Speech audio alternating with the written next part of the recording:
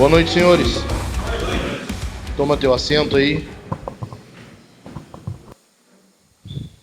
Pega a Bíblia na mão já.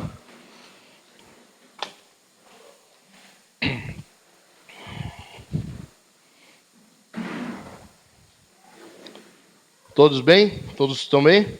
Amém? Coisa boa. Coisa boa. Eu quero dizer que é muito bom estar com vocês. Semana passada, não. Na anterior, na última reunião, não pude. Não estava muito legal. E o Dani pregou aqui. Imagino que estava bom. Ninguém reclamou. Geralmente, quando está ruim, alguém fala. Então, eu imagino que estava bom. Estava muito bom. Dani é uma bênção. Obrigado, Dani, por ter me substituído de última hora. Inclusive, até já avisei ele, de agora para frente, até meu filho nascer. Guarda um sermão no bolso aí.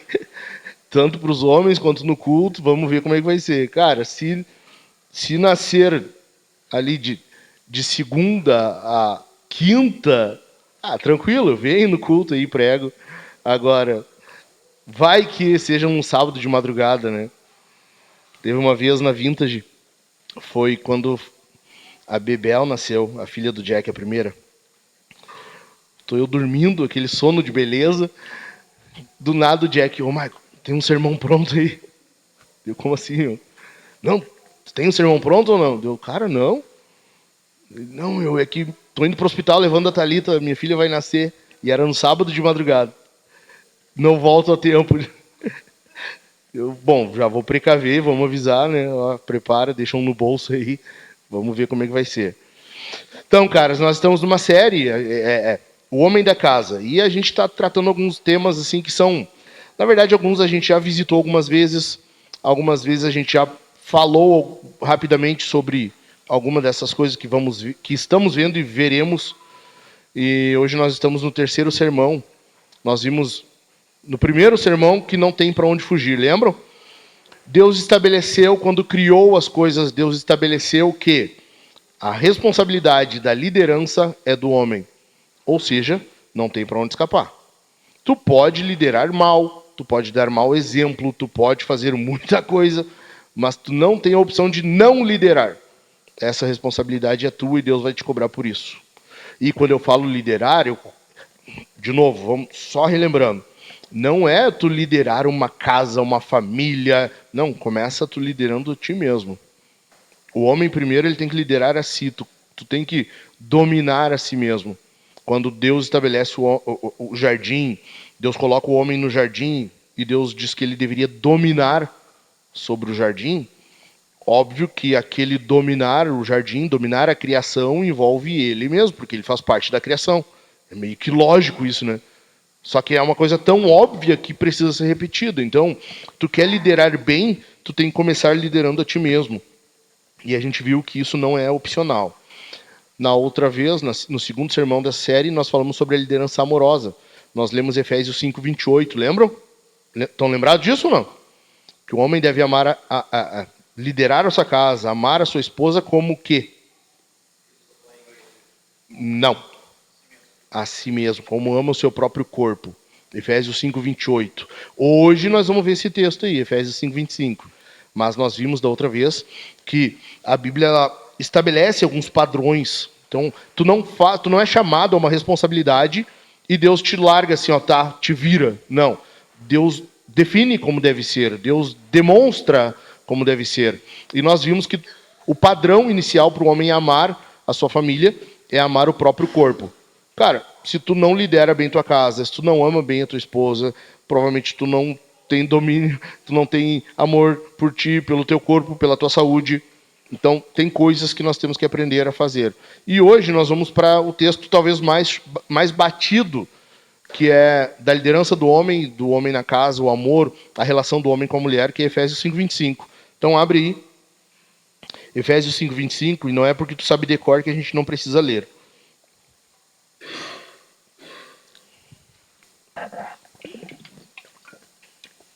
Um lembrete, nós falamos também que inicialmente o segundo maior mandamento é amar o próximo como a si mesmo, lembram?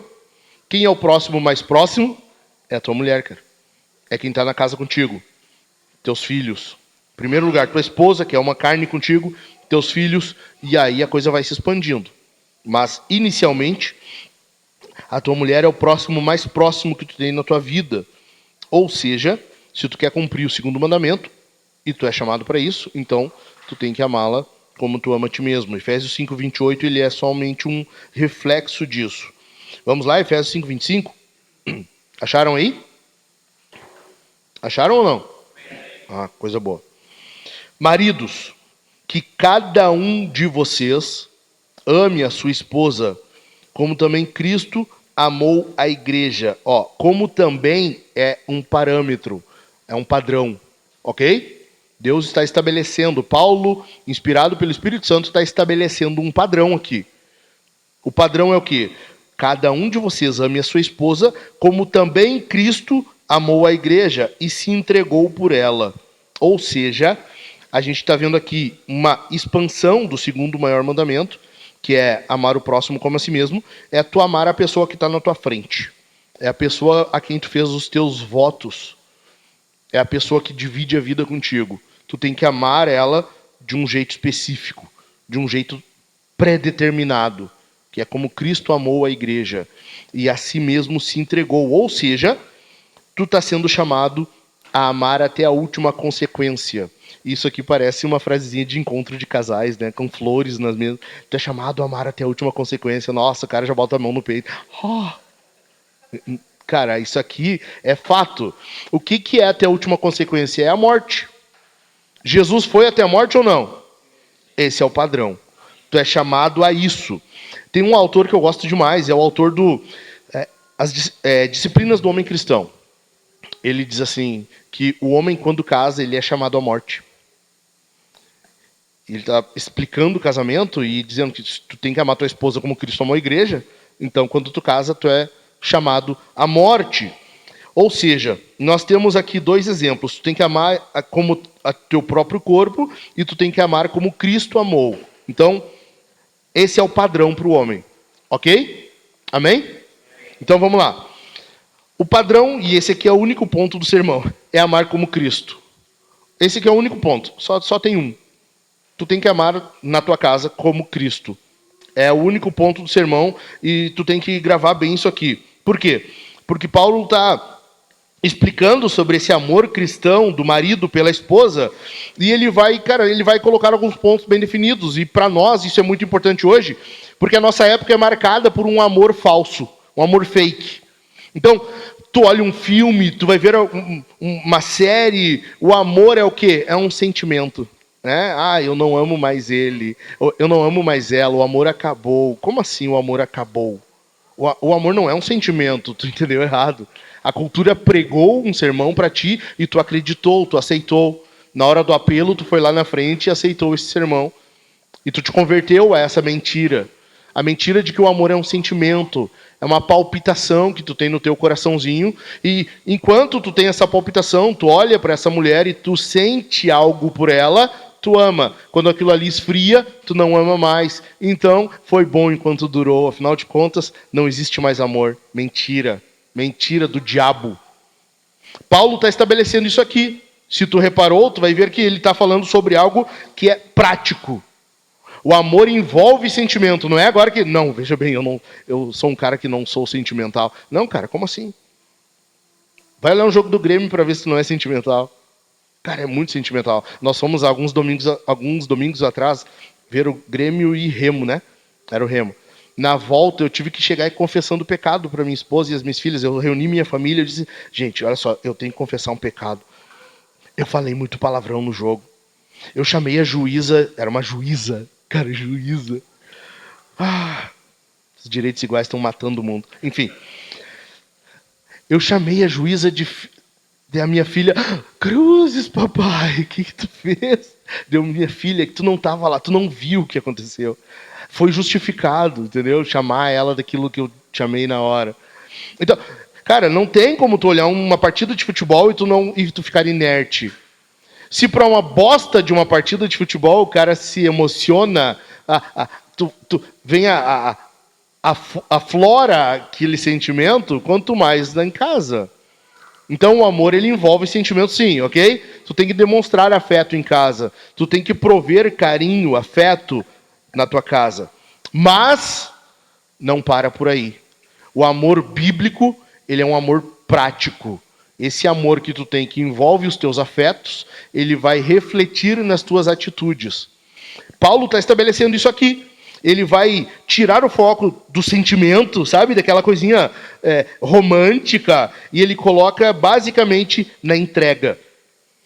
O termômetro para tu saber se tu realmente ama e o quanto tu ama é o tanto que tu entrega para tua esposa. E aqui entrega é justamente entrega. Eu estou mencionando tudo. É afeição, é libido, é a liderança, é o pastoreio na casa, é o quanto tu entrega do teu telefone com senha. Pode mexer, meu amor, não tem problema nenhum, não tem nada escondido aqui. Pode pegar meu telefone, pega aqui, abre ele, olha, tranquilo. O quanto tu entrega para tua esposa. Esse é o termômetro para tu saber o quanto tu ama a tua esposa. Porque, afinal de contas, Jesus entregou a si mesmo. Não teve medida, não teve limitação, não teve nada que delimitasse a entrega dele. Ele entregou tudo o que tinha a si mesmo. Essa é a medida que Paulo está dando para o marido. Só que a gente vive numa época em que isso aqui tem sido negligenciado pra caramba. Pra caramba. Esse amor, essa entrega, essa liderança na casa, uma liderança sacrificial, que é uma liderança que se entrega até a morte, ela tem sido negligenciada por quê? Porque muitas vezes costuma parecer uma liderança, quando na verdade é um egoísmo. É um egoísmo disfarçado de liderança. Presta atenção. É um egoísmo disfarçado, camuflado de liderança. O que a gente vê hoje em dia, e aqui eu selecionei três formas em que isso acontece. 3 erros que geralmente a gente... Cara, eu vejo demais isso aqui. Não sei se você sabe, nem todos, alguns estão visitando, mas eu trabalho com aconselhamento. Eu atendo pessoas, eu atendo casais, atendo famílias. E isso aqui eu vejo direto. Então, vamos lá. Primeiro, o erro do direito sobre o dever. O que é isso aqui? E hoje a nossa época de homens Enzo está marcada por isso aqui. São caras que querem muitos direitos e esquecem dos seus deveres. Cara, tu quer ter o teu tempo, tu quer ter o teu momento de videogame, o teu momento de sei lá o quê, tu quer ter o teu lazer, tu quer, enfim, e tu esquece os deveres que tem na casa. Os homens hoje estão marcados por uma exigência de direitos quando esquece de entregar os deveres que são sua responsabilidade. E lembra, eu falei sobre a entrega. Tu é chamado a entregar tudo, inclusive a ti mesmo. Isso envolve tu se entregar. O direito, o homem quer ser respeitado, quer ter os seus direitos respeitados. No entanto, esquece o dever de morrer pelas suas esposas. O dever de morrer por aquela que é uma só carne consigo. E isso aqui é um dever. Não é uma opção. Paulo, quando está falando, Efésios 5:25, quando ele escreveu, ele não botou assim, uma nota de rodapé. Se tu quiser, sabe? É conforme a tua disponibilidade. Se tu estiver bem naquele dia contigo mesmo. Não, cara, não é nada disso. É um dever. Tu é chamado para isso aqui. Na tua casa, tu é chamado a morrer. Jesus, ele não exigiu, veja bem, ele não exigiu os direitos, né, a submissão da igreja, para que ele pudesse aí sim morrer. Por que na casa tu quer ser primeiro respeitado, obedecido? Tu quer ter os teus direitos, os teus privilégios, para daí tu cumprir com o teu papel na casa. Por quê? Por que hoje a gente é marcado por essa característica? Alguns de vocês têm que tirar um tempo para pensar nisso. Quantas vezes tu chega em casa e tu se acha no direito de simplesmente sentar tua bunda no sofá e dizer: acabei de chegar do trabalho, dá um tempo para mim. Ou tu não fala, mas tu pensa. Ou tu não pensa, mas tu age de acordo com esse pensamento. Alguns de vocês precisam de uns segundos para pensar nisso. A nossa época é marcada por uma inversão disso aqui. Jesus, ele não exigiu submissão para daí então ele morrer. Ele primeiro morreu. Ele primeiro fez o que ele se propôs a fazer. O que ele se dispôs a fazer. Depois, com a noiva conquistada, ele diz: seja submissa. Amém? Segundo lugar, o segundo erro que eu vejo muito é um sacrifício teórico. É um sacrifício meramente teórico, só nas ideias, só conceitual. É quando o homem, ele fala que morre pela esposa. Ele diz: cara, eu morro pela minha mulher. Ou para a mulher dizer: eu morro por ti. Mas é só um eu morro verbalizado, só isso, não passa disso. O cara até cogita morrer pela mulher, ele considera num assalto, num sequestro, em alguma situação crítica e absurdamente exagerada. Coisa que dificilmente vai acontecer. As probabilidades disso acontecer são bem menores.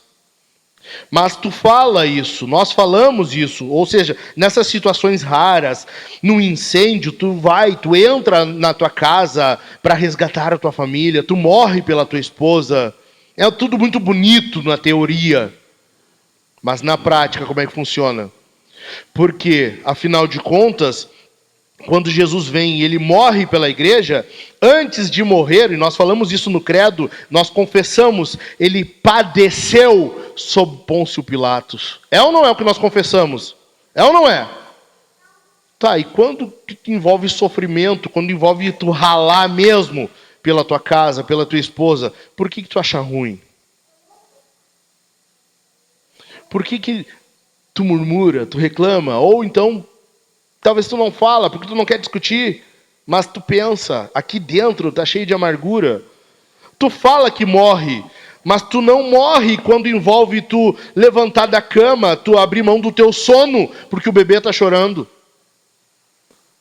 Nessa hora tu não morre pela tua esposa. Tu não morre pela tua esposa quando ela já está deitada, e tu vai deitar e ela vai te dizer assim: tu pode pegar um pouco d'água para mim? E mulher tem o costume de fazer isso.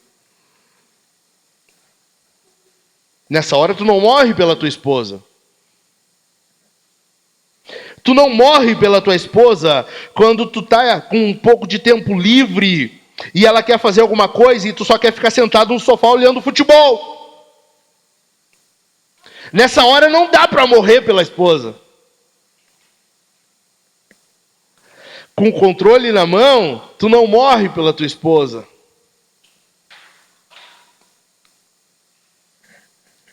Mas a gente fala: eu morro pela minha esposa. Eu fui chamado a morrer. Eu me jogo na frente de um tiro por ela. Cara, num incêndio eu entro, eu invado a minha casa pegando fogo para tirar minha esposa de lá. Cara, raramente isso vai acontecer. Vamos jogar limpo. Vamos falar real. Dificilmente isso vai acontecer. Mas e no dia a dia? E veja bem, pode ser que seja verdade. Eu acredito que... Porque é próprio do homem fazer isso. Se tu não fizer, tu tem um grande problema maior ainda. Mas é próprio do homem. Cara, tu tá vendo alguém em risco, tu tá vendo tua família, tá acontecendo alguma coisa, tu vai entrar no incêndio. Tu vai te jogar na frente de uma facada pela tua mulher. É ok. Mas eu estou indo além, eu estou dizendo no dia a dia. E no dia a dia, como é que funciona? Nas situações diárias, corriqueiras. E o terceiro erro, veja, eu estou mencionando erros muito comuns que eu vejo, ok? O terceiro erro que eu percebo muito é falta de atitude, falta de proatividade, falta de liderança, pastoreio na casa, uma iniciativa espiritual. De quem foi a iniciativa da salvação? De novo, de quem foi a iniciativa da salvação? De Deus, Jesus. Ele se dispôs a vir.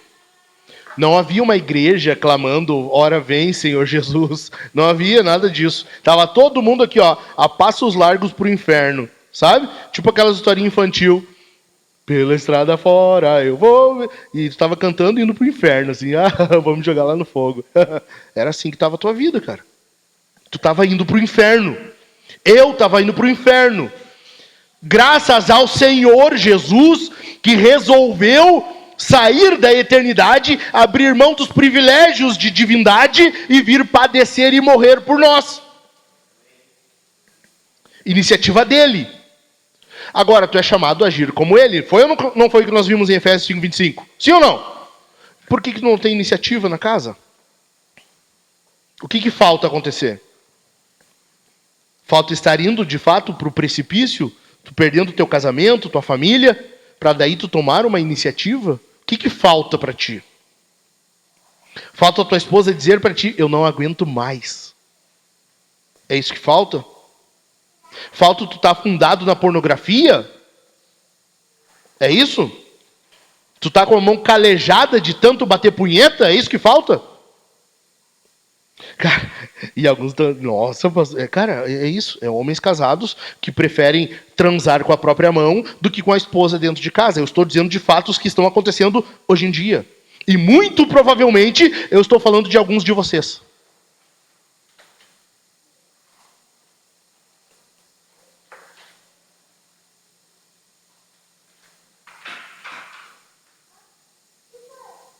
Cadê a liderança espiritual da casa? Eu trouxe um tempo atrás, eu esqueci de anotar aqui. Nós somos marcados, hoje, a nossa época é marcada por uma iniciativa espiritual na casa das mulheres. Sabia disso? As mulheres são que compram mais livros cristãos, livros, seja vida cristã, seja aconselhamento, seja maternidade, seja casamento, seja o que for. As mulheres são as que compram em maior número, as que leem mais, as mulheres são as que oram mais, as mulheres são as que mais vão ao culto. O que sobra para nós? O que sobra para os marmanjos que Deus disse assim, vou te dar uma esposa e tu lidera ela. Só que faz assim, ó, faz como o meu filho fez. Lidera, ama como Jesus amou a igreja e assim mesmo se entregou por ela. E 26, versículo 26, tu pode ler aí. A liderança envolve tu liderar a tua casa pastoralmente. 26, abre aí. 5:26. Tu deve amar a tua esposa como Cristo amou a igreja e se entregou por ela. 26. Para que, olha o propósito, para que a santificasse, tendo-a purificado por meio da lavagem de água pela palavra. Quantas vezes tu abre a palavra na tua casa e tu lidera, tu pastoreia a tua casa? Hoje, a nossa época é marcada por uma falta de iniciativa. Muitos homens hoje são passivos espiritualmente. Espera que a esposa tome a iniciativa, que ela faça a frente, que ela tome a iniciativa das orações, que ela eduque os filhos de forma como Deus quer. Efésios 6:4. Trate de criá-los, não provoque seus filhos a ira, mas trate de criá-los na disciplina e admoestação do Senhor. E tu simplesmente deixa para mulheres a iniciativa dela, é ela que tem que cuidar. Afinal de contas, tu leva o dinheiro para casa, tu só quer isso. Tu quer ganhar bem e tu vai pagar para tua esposa fazer todo o trabalho.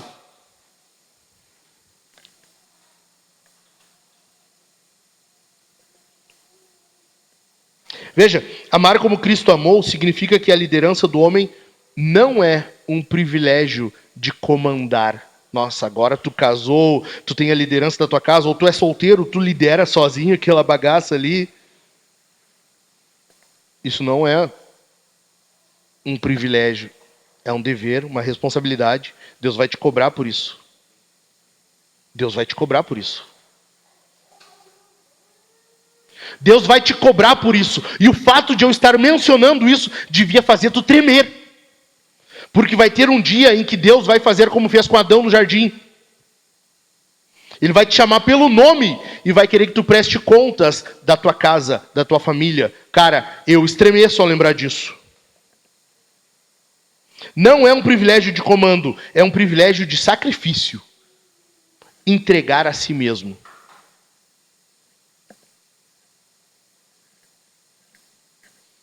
Olha só. Acho que tem uma ilustração aí, né? Tem um gráfico aí. O que tem no próximo? São as perguntas? Tá, pode voltar então. Enfim. O que acontece, cara?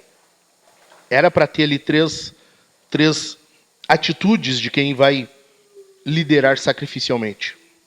Tá? Então, anota no teu telefone aí, que eu quero que tu vá para casa hoje pensando nisso e fazendo isso. Anota, eu tô falando sério. Eu quero que tu anote. Pega teu telefone, abre o Notas e coloca isso aí para tu pôr em prática. Porque se tu ama a tua casa, tu ama a tua família, tu vai buscar isso aí. É para nós. Em primeiro lugar, a primeira atitude é o sacrifício das preferências. É de fato a morte do eu. Olha só. Quando Jesus está lá no jardim, ele está orando. O que ele pede para Deus? Antes de morrer, antes de ser preso. O que ele fala? Se possível? Oi? Se possível? Passe de mim esse cálice. Jesus preferia, então, ter ido para a cruz? Pode falar, pode abrir o peito. Se tu tiver dúvida, me pegou, não sei. Agora não entendi. Jesus queria ter ido para a cruz? Se ele pudesse escolher. Ele queria ter recebido a ira do Senhor sobre si? Não, né? Ele fez o que ele preferia? Não. Ele fez o que precisava. Muitas vezes, presta atenção, muitas vezes, tu precisa abrir mão da tua preferência pela tua casa, pela tua esposa. Muitas vezes. Cara, veja, eu não estou dizendo que agora tu tem que ser um banana na tua casa. Agora tudo que a tua mulher quer, tu vai fazer.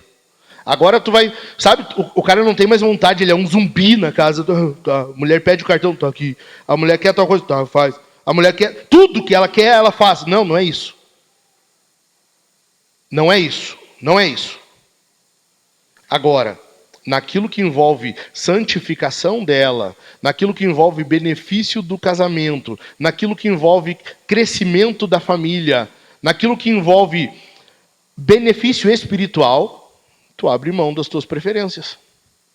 Tu abre mão daquilo que é uma preferência tua. Jesus não buscou aquilo que era agradável para ele. Ele fez o que era necessário para nós, a igreja. Assim tu vai fazer o que é necessário pelo bem da tua casa, pelo bem da tua esposa. Tu precisa exercitar esse teu morrer diário das tuas vontades menores, menos importantes, para que a tua esposa sinta que o desejo dela tem peso, tem importância, tem valor para ti. Lembrando, nós estamos vivendo uma época em que os homens só querem fazer aquilo que gostam. Só quer fazer aquilo que dá no teu coração. A nossa época é assim. Nas pequenas decisões do dia a dia, tu valoriza as opiniões da tua esposa? Eu falei aqui um tempo atrás, cara, o problema são os extremos. Ou tu só faz o que tua mulher quer. É só a opinião dela que vale. Afinal de contas, acaba que é ela que veste as calças na casa. Ou então, tu não ouve nunca tua esposa. Tu é o homem da casa. A decisão é tua. Quem lidera é tu. A última palavra é tua. Nenhum nem outro. Deus te deu uma auxiliadora. Quer dizer que tu precisa de ajuda. Amém? Em segundo lugar, a segunda atitude da liderança sacrificial é a santificação pelo exemplo. Na mesma noite, um pouco antes, Jesus está servindo a última ceia e ele toma uma atitude que era impactante visualmente. Ele coloca uma toalha em volta da cintura, ele se abaixa e ele vai fazer aquilo que era do escravo mais humilde da casa fazer.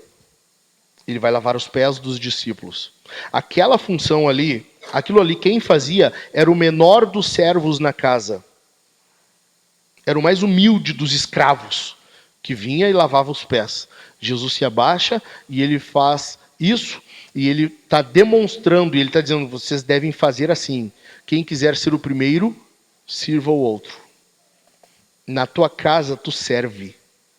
Na tua casa, a tua liderança é sacrificial. Na tua casa, tu lidera pelo exemplo. Tu deve santificar a tua esposa lavando. Cara, a passagem da lavagem de pés, vocês já repararam nisso? Eu acho muito engraçado. Toda vez que a gente lê lá em casa, a gente dá risada. Jesus se abaixa, vai lavar os pés e ele vai em Pedro. Lembra? Vocês lembram disso? O que Pedro fala? De forma nenhuma, senhor. Não. Para lá. Ei.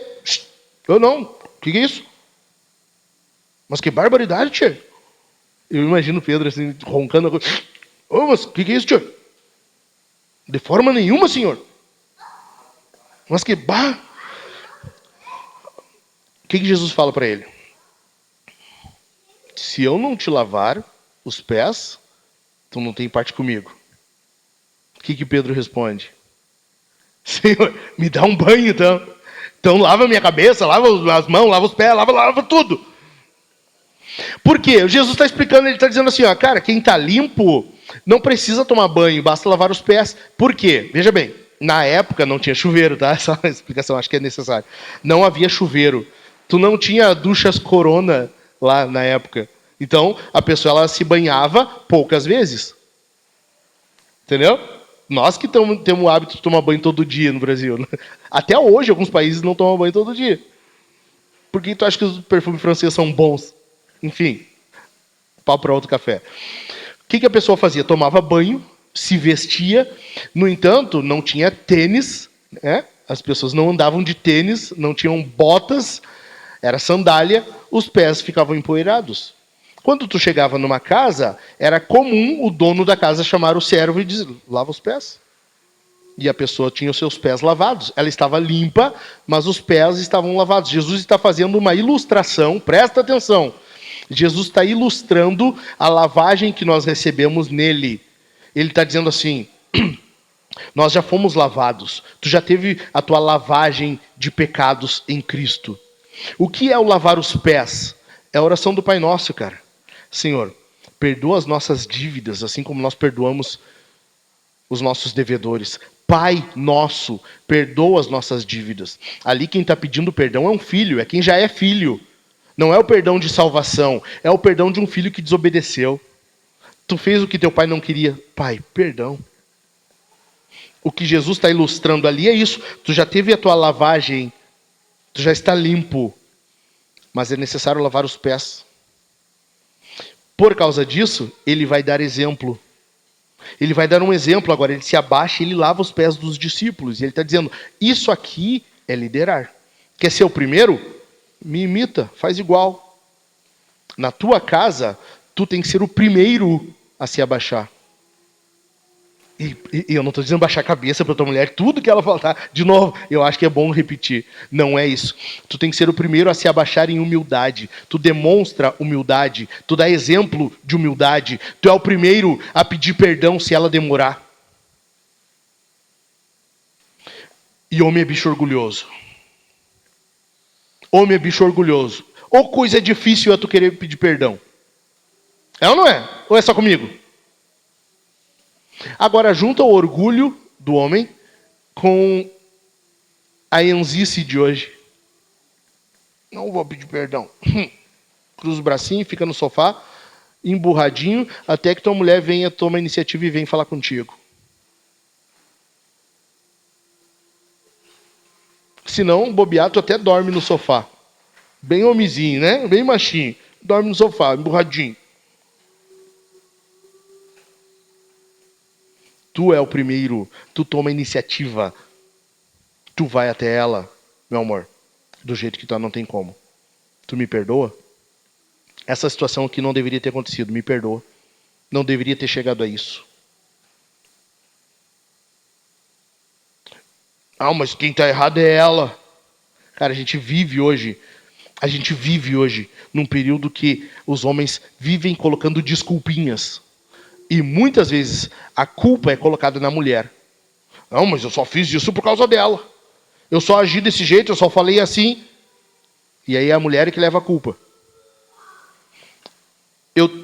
Tem 2 casos que eu estou atendendo atualmente de caras que estão necessariamente em situação totalmente crítica por causa disso, por dar desculpinha. Um deles, o cara perdeu, presta atenção, o cara perdeu a família a ponto da ex-mulher que ia na igreja com ele se desviar, ou seja, está perdida atualmente, a ponto dela não querer voltar para casa, a ponto dela dizer, eu vou dar tanto quanto eu puder para outro agora, porque eu não quero mais nada contigo, e o que tu fez eu vou te retribuir.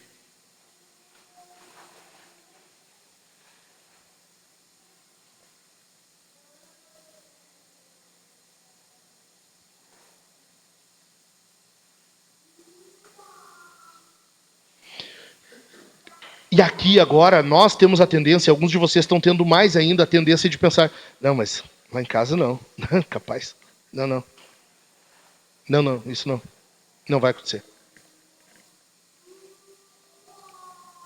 Tu acha que começou assim?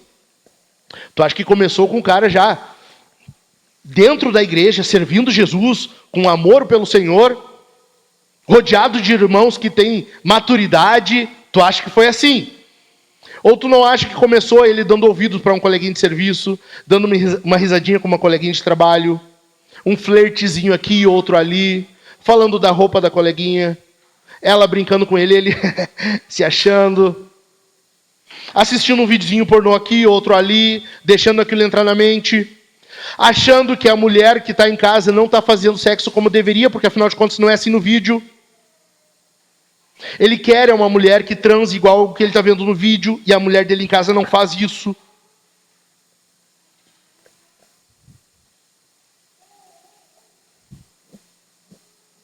Perdeu a esposa, perdeu os filhos, e a mulher disse textualmente para ele, eu vou dar tanto quanto eu puder para tu sentir na pele o que tu me fez.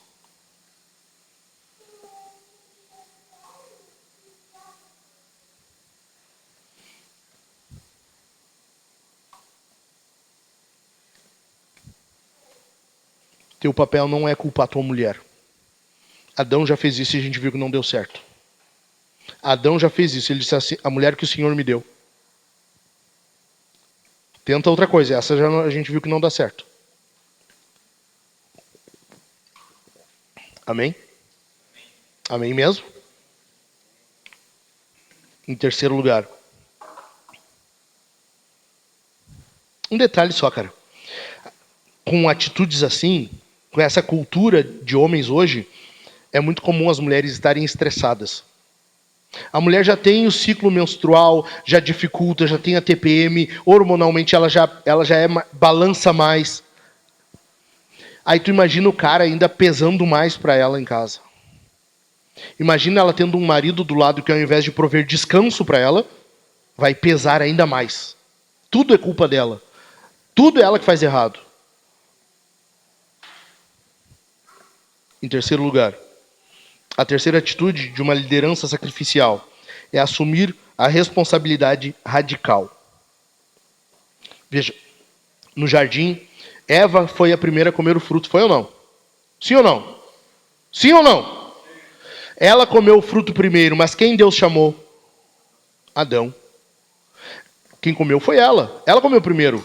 Ela foi a primeira a errar, mas Deus chama Adão. Jesus assume a nossa culpa e ele quem tomou a iniciativa. Ele é quem vem e toma, ele dá o primeiro passo. Ele assume a nossa responsabilidade.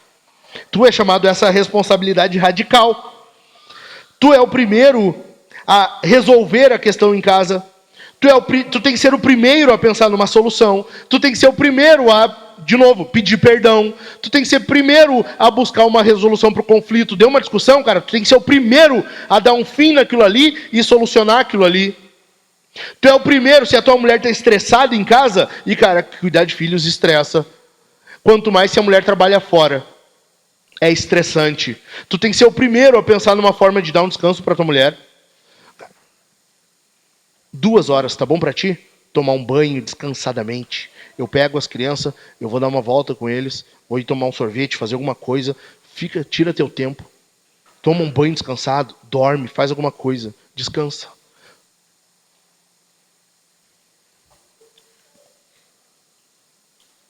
A Bíblia te chama para ser Jesus em casa, não menos que isso. Se a tua liderança na casa, o amor pela tua esposa tem que ser como o de Jesus, tu é chamado para ser um Jesus em casa. Tu é chamado para ser isso na tua casa. Jesus, antes de subir e ir ao trono, ele está sentado à direita de Deus Pai Todo-Poderoso. Mas antes disso, ele foi para uma cruz de madeira, cheia de farpas. Ele teve pregos perfurando sua carne.